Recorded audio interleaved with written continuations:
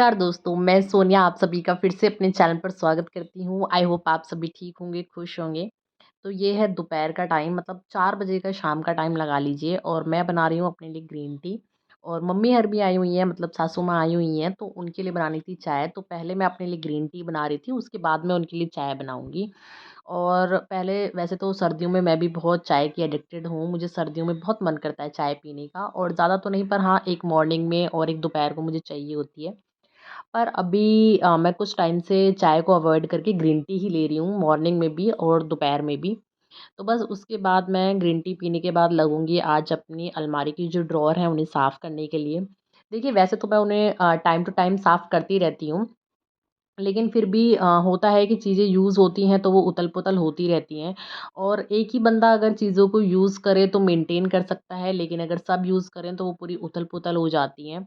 और इनकी हालत इतनी ख़राब हो रही थी क्योंकि हस्बैंड जिस चीज़ को जहाँ से लेते हैं वहाँ नहीं रखते हैं। उन्हें जहाँ भी स्पेस मिलता है वो वहीं बस ठूँस देते हैं चीज़ों को और उसकी वजह से हालत बहुत ही ज़्यादा मतलब अलमारी की ख़राब हो रही थी, ड्रॉअर की। तो मुझे लग ही रहा था कि कब मुझे टाइम मिले और मैंने क्लीन करूँ और इन्हें प्रॉपर तरीके से ऑर्गनाइज़ करके रखूँ। देखिए मैं अपने जो बेटा है मेरा अंश, उसको तो मैं ये हैबिट डाल सकती हूँ कि वो चीज़ों को जहाँ से ले वहीं रखे, प्रॉपर मेंटेन करके रखे, ऑर्गनाइज़ करके रखे क्योंकि अभी वो बहुत छोटा है और उसको ये सब चीज़ें सिखाना मेरे हाथ में है। लेकिन हस्बैंड जिस एज में हैं, उन्हें ये सब चीज़ें सिखाना बहुत ही ज़्यादा मुश्किल है और वो उनको हैबिट ये तो बचपन से पड़ी नहीं है इस तरह की। तो मेरे लिए उनको सिखाना तो इम्पॉसिबल है, तो इसलिए वो जब भी मैस कर देते हैं चीज़ों को तो मैं बाद में अच्छे से ऑर्गनाइज़ कर लेती हूँ। तो ये मैंने एक छोटा-सा ऑर्गनाइज़र बनाया था, आप लोगों के साथ वीडियो शेयर भी करी थी, तो मैं इसी में अपने सारे नीचे पेन और ऊपर अपनी बिंदियों के जो भी पत्ते होते हैं, उन्हें रबड़ बैंड लगाकर इसमें रख देती हूँ ताकि इधर-उधर ना बिखरे। और मैंने अलमारी को पहले साफ़ किया है, खाली किया है, उसके बाद छोटे-छोटे जो बॉक्सेज़ हैं, उन्हें एज़ ए ऑर्गनाइज़र यूज़ करती हूँ। इसमें देखिए छोटा-सा बॉक्स है मेरा, इसमें मैं नीचे अपनी पिन, सेफ्टी पिन वगैरह और इसमें पेन ड्राइव वगैरह रखने के लिए काम में ले लेती हूँ। और जितने भी मेरी हेयर क्लिप्स होती हैं उन्हें इस तरीके से मैं गत्ते में लगाकर और एक हेयर बैंड से टाई करके रख देती हूँ ताकि इधर-उधर ना बिखरे। तो मैं ऑर्गनाइज़र छोटे-छोटे ऑर्गनाइज़र यूज़ करती हूँ और वो भी होममेड ही होते हैं। ऐसा कुछ नहीं है कि मैंने पैसे की इन्वेस्टमेंट की है इन ऑर्गनाइज़रों के लिए। जब भी कोई डब्बा खाली होता है या बॉक्स मुझे मिलता है तो मैं उसे as a organiser he use कर लेती हूँ। एक तो उसका रीयूज़ हो जाता है और वेस्ट मटीरियल का रीयूज़ करना तो सबसे बेस्ट चीज़ होती है। इससे वेस्ट भी कम होता है और उस चीज़ का रीयूज़ भी हो जाता है और आपके पैसे की बचत हो जाती है। तो मैं इसी तरीके से छोटे-छोटे डब्बे बॉक्स जो होते हैं उन्हें एज़ ए ऑर्गनाइज़र यूज़ करती रहती हूँ। तो मेरी 1 ड्रॉअर तो हो गई थी क्लीन। तो देखिए इसी तरीके से एक और मुझे बॉक्स मिला है छोटा-सा, तो इसे मैंने टेप से सिक्योर कर दिया है ताकि ये थोड़ा-सा मजबूत भी हो जाए और इसमें मैंने सारी अपनी जैसे स्टेपलर पिन है या मेरी ग्लू है या मेरी टेप है, जो भी मेरा स्टेशनरी वाला जो सामान होता है, ज़्यादातर यूज़ में आता है, कुछ भी आर्ट क्राफ्ट बनाने के लिए, वो मैंने सारा सामान एक जगह इसमें रख दिया है ताकि टाइम से मुझे ढूँढने में मेरा टाइम वेस्ट ना हो और मुझे एज़ इट इज़ मिल जाए। तो मेरी दोनों ड्रॉअर देखिए हो चुकी हैं एकदम क्लीन एंड ऑर्गेनाइज़ और अब देखते हैं कि कितने दिन ये ऑर्गेनाइज़ रहती हैं। देखिए चीज़ों को ऑर्गेनाइज़ रखने के लिए ना सबसे सिंपल एक रूल यही है कि अपने बच्चों को शुरू से ही इस चीज़ की हैबिट डालिए कि वो जिस चीज़ को जहाँ ले वहीं रखें। तो इससे क्या होगा आपकी चीज़ें हमेशा ऑर्गेनाइज़ रहेंगी। तो इस चीज़ को मैं अंश पे भी ज़रूर फ़ॉलो करने वाली हूँ।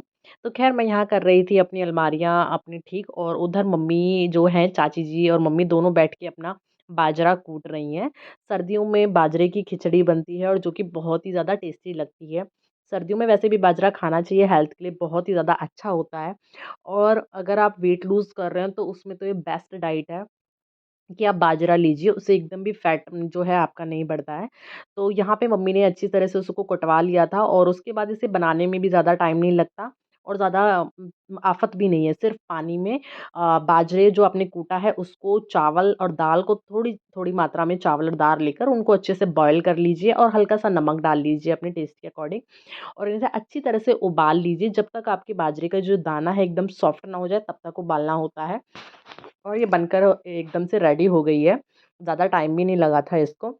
और मम्मी जब भी आती हैं तो ये चीज़ हमारे यहाँ पर बनती ही बनती है क्योंकि लास्ट टाइम भी जब मम्मी आई थी मुझे याद है मम्मी ने तब भी बनवाई थी और अब भी आई थी। तो आज तो मेरे डिनर की हो गई थी छुट्टी क्योंकि खिचड़ी बन गई थी तो सब खिचड़ी ही खाने वाले थे। सिर्फ़ हस्बैंड के लिए मुझे रोटियाँ बनानी थी।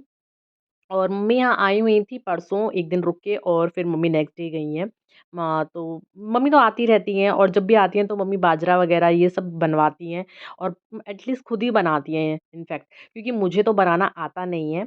और ये है नेक्स्ट डे फिर मॉर्निंग में मम्मी यहाँ से जा रही हैं और एक ही दिन के लिए आई थी, कुछ काम था मम्मी को और मम्मी निकल गई थी। आधा काम तो मेरा हो ही चुका था जब तक मम्मी थी, क्योंकि मम्मी मॉर्निंग में 9 बजे के आस-पास ही गई हैं, साढ़े 8 9 हो रहे थे। तो इतने मैंने आधा काम तो कर लिया था, मैं उन्हें सिर्फ़ यहाँ पे बाय बोलने आ गई थी और अंश को देखिए, अंश मम्मी हट से भी आगे चाची जी के साथ निकल गया था, क्योंकि उसे होता है कि अम्मा जा रही हैं तो मैं भी जाऊँगा और उसे सँभालना ना बड़ा ही मुश्किल हो जाता है।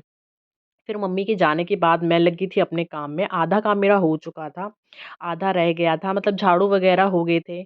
उसके बाद मैंने बर्तन किए, अंश को नहलाया और उसको सुलाया, क्योंकि जब तक वो सोता नहीं है ना तब तक मेरा काम जो है फ़िनिश नहीं होता है और मैं पोछा या कपड़े जो भी पानी वाला काम होता है वो तभी करती हूँ जब अंश सो जाता है। अदरवाइज़ तो वो पूरा पानी में भीग जाता है और अब देखिए गर्मियों में तो चल जाता है, लेकिन सर्दियों में ना बीमार होने का डर बहुत ज़्यादा होता है बच्चे का और वो तो वैसे भी बहुत जल्दी-जल्दी कोल्ड कफ़ उसे होता रहता है। तो उस चक्कर में मैं क्या करती हूँ, सबसे पहले उसे नहला के सुला देती हूँ और उसके बाद मैं अपना जो पानी वाला काम होता है वो करती हूँ। उसके बाद मैं अपना थोड़ा-सा जो भी मेरा वीडियो एडिटिंग वग़ैरह का काम है वो करना और वीडियो अपलोड करना। तब तक अंश भी उठ जाता है और फिर वही अपना जो डेली रूटीन है वो चलता रहता है। ख़ैर हमारा तो ये काम देखिए इस तरीके से चलता ही रहता है और चलता ही रहेगा। एक आखिर वो एक होम मेकर की निशानी यही है कि चाहे कुछ भी हो जाए लेकिन घर के काम तो चलते ही रहेंगे उनके लिए। तो चलिए, मैं अपने काम में इसी तरह से लगी रहूँगी और मिलती हूँ आपसे फिर से एक नेक्स्ट ब्लॉग के साथ। मैं इस ब्लॉग को यहीं एंड करती हूँ। अगर आप लोगों को ये ब्लॉग पसंद आया है तो प्लीज़ एक लाइक ज़रूर कर दीजिए, शेयर कर दीजिए और कमेंट बॉक्स में ज़रूर बताइए कि मेरे जो छोटे-छोटे ऑर्गेनाइज़र की टिप्स हैं आपको कैसी लगी। मिलती हूँ फिर आप सभी से एक नेक्स्ट ब्लॉग के साथ।